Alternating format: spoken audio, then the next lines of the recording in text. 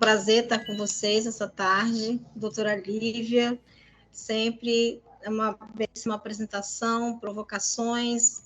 Agradeço ao doutor Wagner por estar mediando essa mesa, a doutora Luciana Andrade, né, nossa promotora de justiça, e que hoje, né, tem um papel importantíssimo como mulher à frente, né, numa pasta de comando.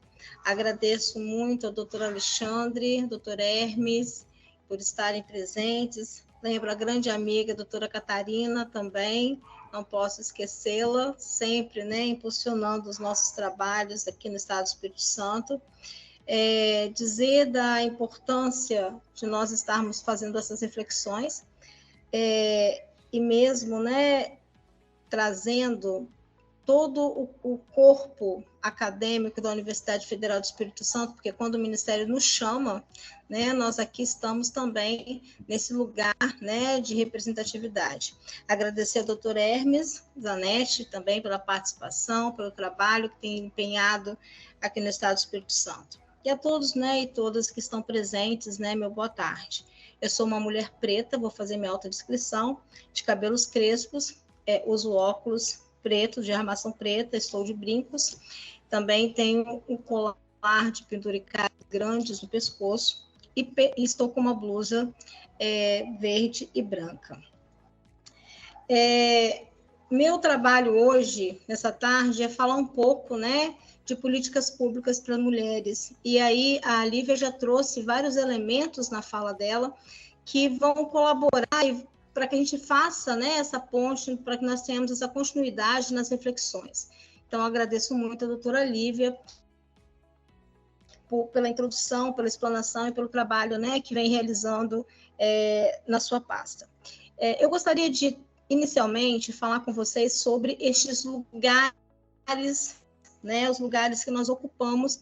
Então, hoje, né, além de ativista, mulher preta, ativista, professora, também tenho essa perspectiva no processo na gestão institucional, e dessas experiências a gente traz bastante análises que vão ser incorporadas à nossa fala também nessa tarde.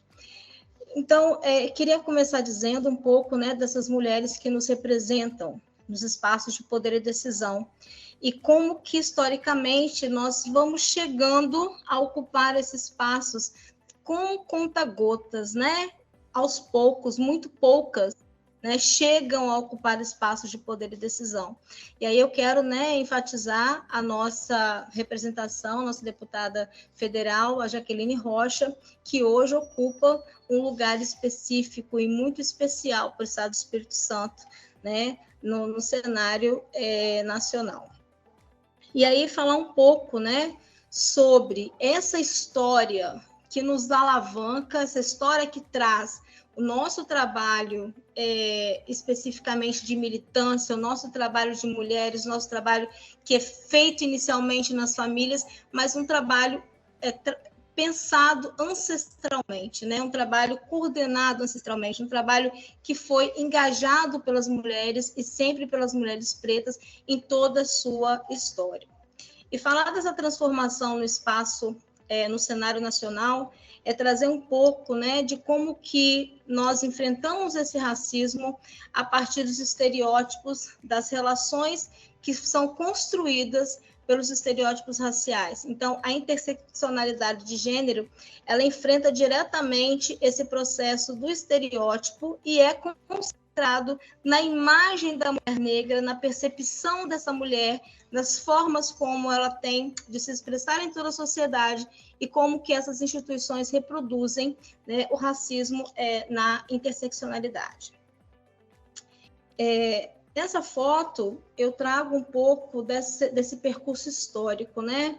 As mulheres que vão para o fogão, as mulheres que varrem a casa, as mulheres do trabalho doméstico, que foram, né, historicamente conduzidas, a doutora Lívia já falou sobre isso, né, na apresentação passada, mas que foram conduzidas a esse lugar, e esse lugar que se perpetua no imaginário racial da sociedade brasileira.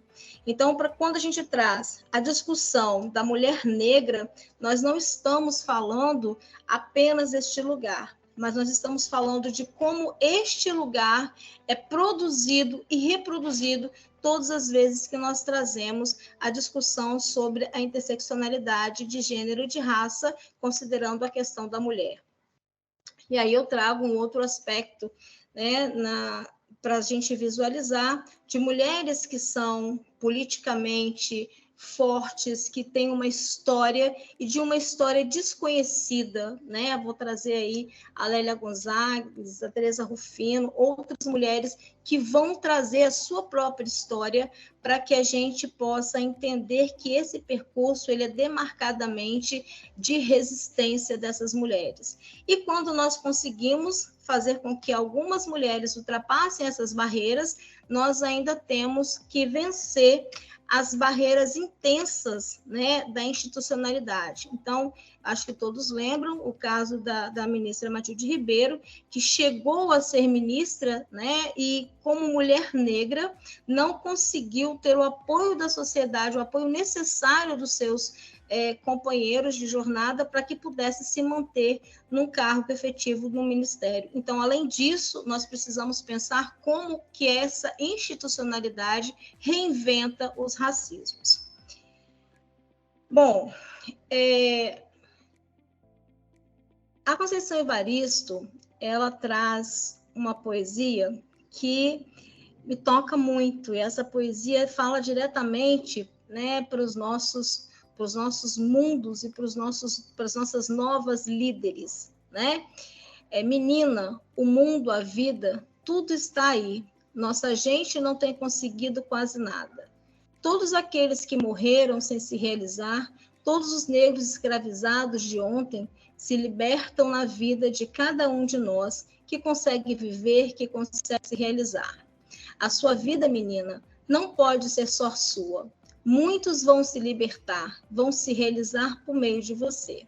Os gemidos estão sempre presentes. É preciso ter os ouvidos, os olhos e o coração aberto. Conceição Evaristo, Becos da Memória.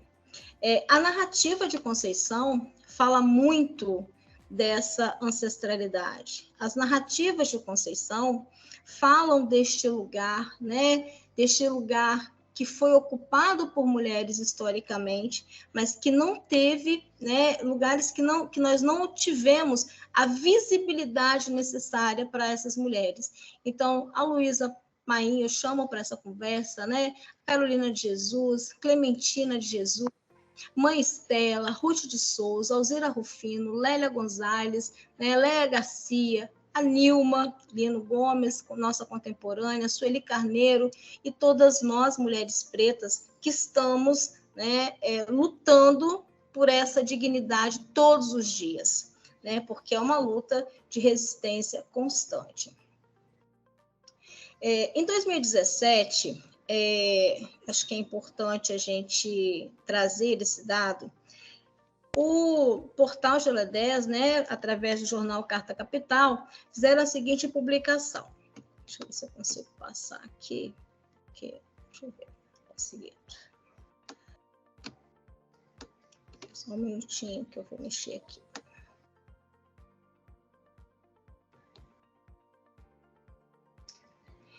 Que nós temos minimamente 6 fatores importantes que demarcam a nossa sociedade racista. E quais seriam esses fatores, né? Eu acho que é importante a gente ampliar. Tem como ampliar um pouquinho os slides? Eu acho que está muito pequenininho para as pessoas verem. Primeiro, né? O primeiro fator. A população negra é a mais afetada pelas desigualdades e pela violência, né, principalmente nas suas bases. O segundo ponto, né, a questão da desigualdade salarial, que nós só temos como alcançar essa igualdade salarial em 2089. Acho que é uma questão que a gente precisa avaliar as desigualdades, e essas desigualdades elas são muito mais relativas às mulheres que estão no mercado de trabalho. Um outro ponto, a questão do feminicídio de mulheres negras, que aumentou durante todo esse processo, né, em que a gente está tentando implementar as políticas e conquistar os espaços de poder e decisão. Acho que é um ponto fundamental para as nossas análises. Os nossos jovens negros são as maiores vítimas de violência, e aí não tem como nós falarmos dos nossos jovens negros sem nos direcionarmos para as nossas mães. Os jovens negros e negras têm mães. Essas mães são aquelas que se colocam à frente de qualquer outra necessidade quando são seus filhos que estão, né, no risco. Um outro ponto, a maioria das mulheres que nós conhecemos nas prisões são pretas. E nós temos um grande quantitativo de mulheres que estão nessa condição. E o último ponto, pensar sobre a questão do desemprego, que é uma condição em que as mulheres negras se encontram análogas ao processo de escravização no Brasil. Por que nós dizemos isso? Porque é a partir deste processo de escravização que nós vamos entendendo como que essas mulheres vão sendo alijadas dos lugares, dos postos de trabalho, das condições educacionais, das condições de qualificação e como que elas chegam, né, com todas as deficiências a competir nos mesmos espaços. E aí eu acho que é importante. Deixa eu ver se eu consigo passar. Professora Patrícia, só enquanto a senhora está passando o slide, eu perguntei aqui aos colegas no chat se eles estão conseguindo ler bem o slide, que era a preocupação da senhora anterior. Eles estão sim. Pode ficar tranquila que estão conseguindo ler os slides, ok? Estão, ok, sempre provados. Bom, então eu trago, né, um outro recorte para poder pensarmos sobre isso, que os índices sobre a exclusão da mulher, tanto do mercado de trabalho, sobre a condição da violência e sobre os espaços de poder e decisão, dizem muito sobre a nossa sociedade e como essa sociedade ainda não se educou para pensar ou para tomar decisões sobre a ocupação dos espaços na própria Constituição institucional. Então, isso demonstra que o racismo estrutural no Brasil, ele é um racismo que afeta literalmente não apenas a estrutura organizacional do país, mas a condição cultural, social, política, econômica, né, e territorial. Então, o dilema racial brasileiro aparece fundamentalmente como um contraste entre as normas e as normas que são moldadas por um ethos democrático, né? E esse ethos contemporâneo, efetivamente, que vai dizer sobre essas tendências de subordinação quando nós tentamos colocar uma lei, como nós tentamos implementar um projeto e nós temos que recuar porque esse projeto não vai avante, porque essa lei não consegue ser implementada, porque os instrumentos não são possíveis de serem organizados por toda a sociedade. Então, é um contraste, né? É extremamente complexo nós encontrarmos, de um lado, uma larga aderência por políticas, né? Por normas democráticas, e, por outro, um grau de estereotipagem, um grau de segregação a nível, né, infimamente pessoal e que vai trazer um prejuízo da própria condição do avanço dessas políticas, dos projetos. Então, acho que é outra coisa que a gente precisa demarcar e se debruçar. Bom, então esse dilema, né, esse dilema social estruturante, desse racismo estruturante que nós estamos falando, é um dilema sociológico porque ele traz as raízes históricas, né? Então a gente está falando de um processo colonial que se estende e cada vez mais, cada vez que a gente tenta organizar uma lei, organizar um projeto, organizar uma resolução, construir uma secretaria, esse racismo ele se reinventa, né? E aí ele se debruça sobre outras estratégias para minar esse processo organizacional. Então, ele tem raízes históricas, tem raízes econômicas, tem raízes sociais e culturais. Então, por isso que nós dizemos que ele é um racismo estrutural, e, ou seja, ele vai trazer de volta essa supremacia imposta pelo processo colonial, né, que deixa rastros fundantes na nossa sociedade brasileira. E por conta disso, nós vamos entendendo que essas trajetórias historicamente construídas pela hegemonia branca, pelos lugares de poder e posição, né, pelo processo de branquitude instaurado no Brasil, faz com que nós entendamos que esse racismo estrutural é um câncer que precisa ser erradicado. Então, a democracia, o processo do Estado, a construção democrática é uma luta constante por direitos e por direitos em que essa população se vê constantemente nessa desigualdade. Uma outra questão que eu acho importante é a denúncia que é feita historicamente pelo movimento negro. Então, o movimento negro traz, né, a denúncia para ressignificar a condição da racialidade, né, no Brasil e no mundo, né, os movimentos negros, a gente precisa expandir essa visão para além do Brasil, para além de uma localização, mas no Brasil e no mundo os movimentos negros são movimentos políticos que fazem essas denúncias e vão construir, a partir dessas denúncias, formas de promover essas independências e esse processo de resistência da população. No entanto, ao significar a condição da raça, né, é necessário também entender esse lugar e esse reconhecimento da própria população negra.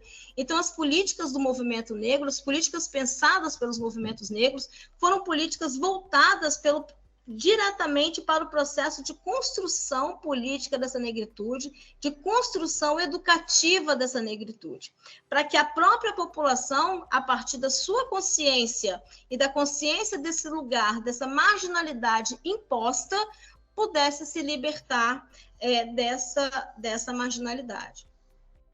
E aí, eu acho que é um outro ponto, né, que a Lívia trouxe, mas que a gente poderia aprofundar sobre a construção e o reconhecimento desse racismo institucional, que significou um importante avanço teórico e prático, né, no que concerne o estudo das relações raciais, fundamentalmente no cumprimento das sanções das ações racistas, para que, logicamente, nós tenhamos o enfrentamento das culturas das instituições.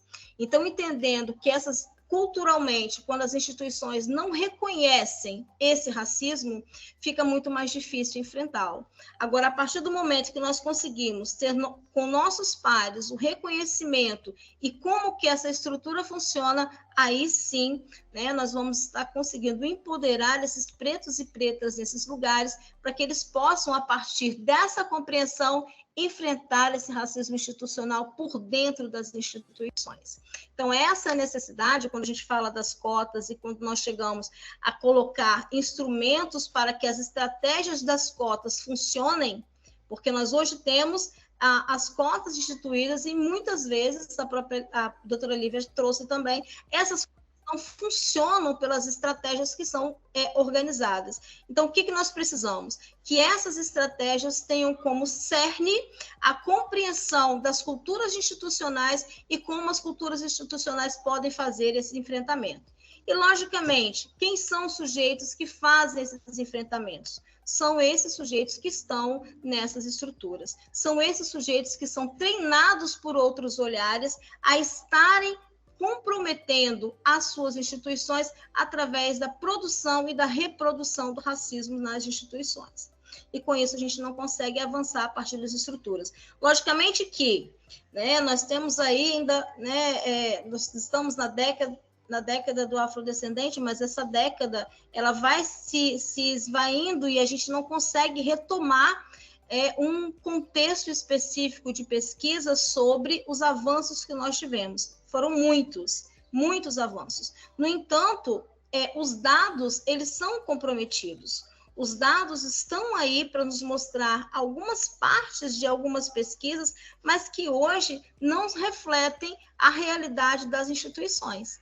Então, nós precisamos estar muito atentos, né, ao que vai acontecer em 2024, por nós termos aí, né, vários processos legais instituídos, mas que ainda não dão conta de mostrar a realidade ou o avanço das políticas sobre essa população.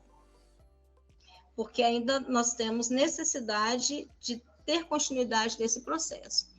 Então, para pensarmos as políticas públicas para as mulheres negras, trazendo todo esse arcabouço e desenhar políticas, né, para pensar esses problemas complexos, né, porque política interseccional são políticas complexas, que requerem minimamente que se ouça esses sujeitos, que se pense nesses sujeitos, que sejam focados para esses sujeitos. Não dá para pensar uma lei, né, uma lei Maria da Penha, que é uma lei contra a violência, né, sobre a mulher, e essa lei não ter um recorte para as mulheres negras. Então, veja bem, eu tenho uma lei que está aí para todas as mulheres, mas eu tenho um fato que é comprovado cientificamente: a cada 10 mulheres que sofrem violências, 6 são negras.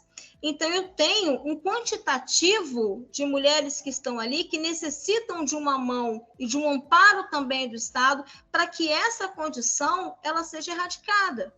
E como é que nós podemos fazer isso? Então, nós temos o reconhecimento desse racismo estrutural e institucional, nós temos a identificação das necessidades, ou seja, um processo de abrangência política e territorial, e nós temos também o recorte racial desses desafios. A construção de um processo, né, de emancipação das mulheres negras está elencada a forma de como esse Estado encaminha essas políticas. Então, se nós pegarmos quem são as mulheres negras, e a gente está falando de mulheres que já ultrapassaram esse processo da falta de escolarização, que já ultrapassaram esse processo de não estarem nas instituições, porque elas estão entrando nas instituições, elas estão entrando com cursos, né, a nível médio, a nível superior. No entanto, esse reconhecimento não chega. Por que que não chega? Quais são as questões que impedem que essas mulheres estejam lá nos seus lugares e ocupando cargos de poder e decisão? Será que nós teremos que criar, né? Nós já temos em alguns lugares esse programa, cotas nacionalmente para que as mulheres ocupem espaços de poder e decisão, porque nós temos cotas para as mulheres na política, temos cotas para as universidades, temos cotas no ensino superior, então, no Brasil, a política de cotas ela vai ser o instrumento, ou o único instrumento, para que a sociedade possa reconhecer esses sujeitos nos espaços de poder e decisão? Então, isso é uma outra questão que a gente precisa também entender. Bom, para além disso, né, trazendo aí outros questionamentos, né, eu penso, né, como que esse processo racial ele é ultimamente negligenciado, e ele é negligenciado pelos sujeitos que estão no poder, né, pelo Estado, e como que nós podemos pensar? As culturas institucionais produzem, né, e atuam construindo a invisibilidade racial e de gênero. Outro processo, como as mulheres negras, historicamente alijadas pelo estereótipo racial, desafiam as posições hegemônicas nessa sociedade brasileira amplamente racializada. Então, esse desafio, muitas vezes, é um desafio que vem, né, na contramão da meritocracia, né, a Lívia mesmo já disse, e na contramão da meritocracia, porque a meritocracia vem questionando a competência desses sujeitos, e essa competência também é análoga ao capacitismo, né? Como que essas mulheres elas são vistas dessa forma também. Um outro processo também questionável sobre a qualificação, e um outro processo que a gente vai pensar que é a condição da oportunidade. Então, todas as vezes que nós falamos de lugares de poder e decisão, trabalharmos a questão racial e de gênero das mulheres, colocarmos as nossas mulheres para alavancar os processos institucionais, nós somos literalmente questionados sobre isso, sem que sequer essas mulheres tenham a oportunidade de estar sendo treinadas, né, no seu ambiente institucional, mostrando a sua condição e seu outro olhar. Porque também é importante nós entendermos a multiplicidade de olhares sobre a condição institucional. Então, gente, fechando já, então, nesse sentido, nós temos a contribuição dos atores fundamentais, que é o movimento negro, enquanto ator político, e a educação enquanto a condição fundamental, né, de exercermos o direito e exercermos o poder. É uma das condições. No entanto, eu tenho dito muito sobre isso, sobre as redes que são necessárias para que a gente consiga, né, fazer com que esses sujeitos estejam ocupando esses espaços. Então, Boaventura ele já dizia também, né, que toda experiência social ela produz conhecimento. Ao fazê-lo, né, esse conhecimento pressupõe uma ou várias epistemologias. Por epistemologia, entende-se toda noção ou ideia refletida ou não sobre as condições de que se conta com um conhecimento válido. E é por via do conhecimento válido que uma dada experiência social se torna intencional e inteligível. Então, de acordo com esse autor, não existe conhecimento sem práticas e atores sociais. Então, a gente tem trabalhado muito sobre essa perspectiva. Os atores sociais, eles precisam estar embutidos nessa política, eles precisam estar construindo esses lugares, e esses lugares precisam, sim, de redes que possam dialogar para que essa formação ela seja cada vez uma formação mais qualificada para esses sujeitos que já vêm, né, de uma condição de exclusão no processo social, cultural e econômico. Então, eu penso que ainda são muitos desafios, né, mas eu elenquei alguns, talvez para a gente poder pensar, né, e aí trazendo para o debate, né. Então, que as políticas públicas, elas são, sim, partes para esse reconhecimento do Estado sobre essa condição em que esse braço não alcança, né? E elas são feitas para esses sujeitos que necessitam de uma demanda específica, né? São publicamente notórias porque elas precisam de um recorte específico, então, trazendo isso para o campo das mulheres pretas, são políticas com recortes qualificados para uma população específica. Então, não que a gente não tenha uma instituição para que essas políticas elas se ampliem e se reconfigurem, mas neste momento especificamente, nós precisamos sim de políticas focalizadas, específicas, para que a gente possa aí ter um período de reparação importante para que essas mulheres possam chegar qualificadamente aos espaços de poder e decisão. Então, nisso, a gente precisa pensar na desconstrução do patriarcado e reconhecimento, né, das mulheres como amparo de suas famílias. Então, a luta pelos direitos civis que vão encaixar essas mulheres negras, o recorte das mulheres negras na luta dos direitos civis, a desconstrução do machismo, que é, né, imperioso nas instituições, e do sexismo, né, que está arraigado em nossa sociedade. E essa desconstrução, ela passa, sim, pela forma institucional de como a educação olha esse processo formativo, constrói coletivamente esse processo formativo. Uma outra condição, ainda dentro dos desafios, pensar os territórios e a vulnerabilidade do corpo negro, né, em destaque das mulheres que entram em cena contra as violências e as políticas de enfrentamento a essas violências.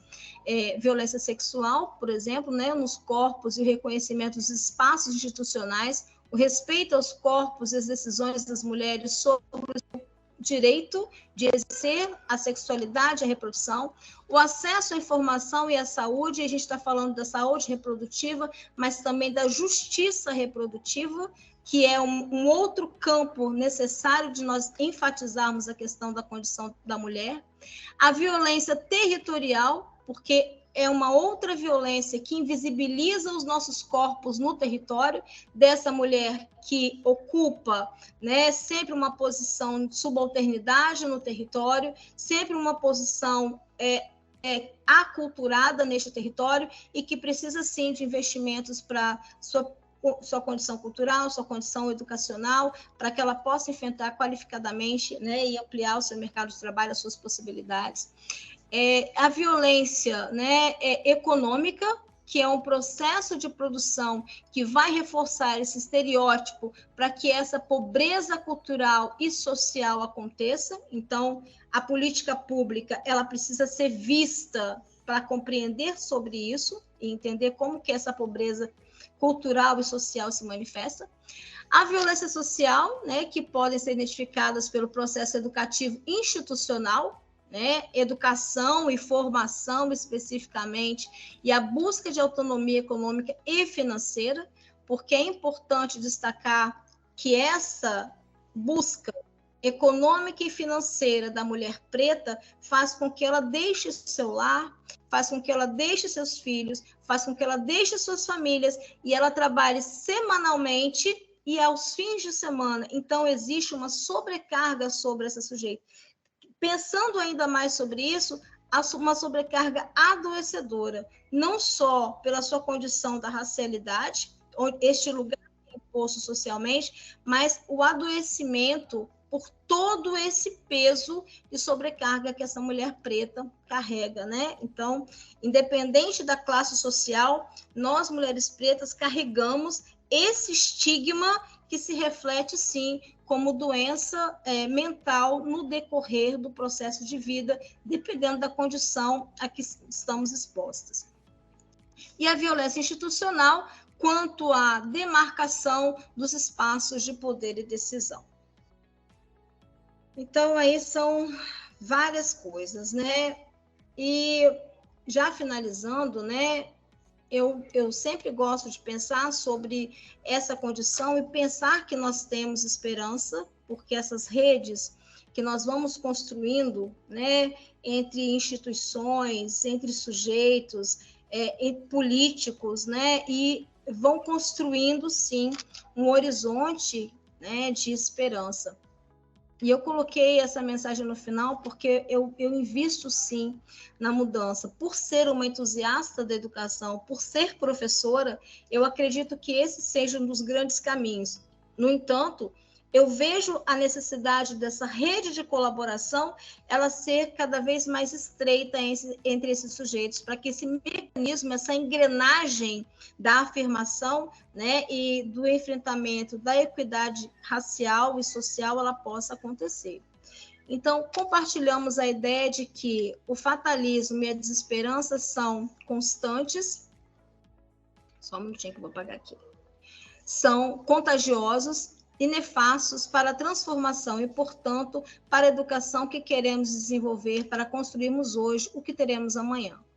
A indiferença frente às injustiças e a aceitação das desigualdades como algo natural são resultados diretos do descrédito da possibilidade de mudança.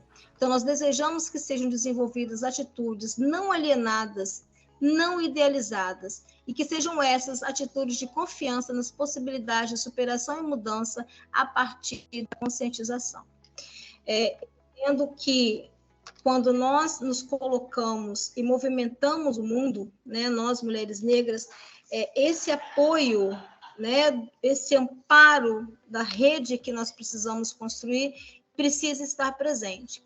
Então, as esperanças são de que todas essas instituições possam ter cada vez mais pretos e pretas conscientes e que possam começar e possam tensionar as transformações por dentro dessas instituições. Somente assim nós conseguiremos avançar para um futuro de autonomia e, logicamente, de emancipação dessas mulheres pretas e pretas, né, que estão aí, né, buscando os seus horizontes, buscando a sua força, né? É mais ou menos isso. Queria deixar, então, meu abraço a vocês e passar aí para os questionamentos para que a gente possa estar colaborando aí nesse trabalho.